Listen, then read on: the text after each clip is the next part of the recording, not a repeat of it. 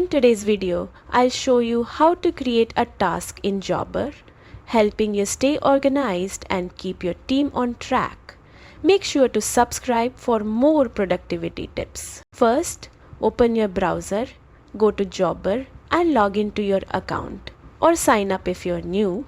Once inside, you can create a task from the dashboard, schedule or directly within a client's profile, whichever fits your workflow best. Next, click the More Actions button at the top right and select Task from the drop-down menu.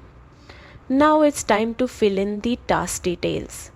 Enter the client's name, give the task a clear title, and add any instructions or important notes in the details section. Schedule the task by setting the date and time, then assign it to the right team member.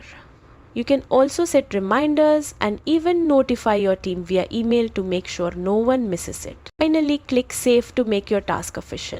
And that's it.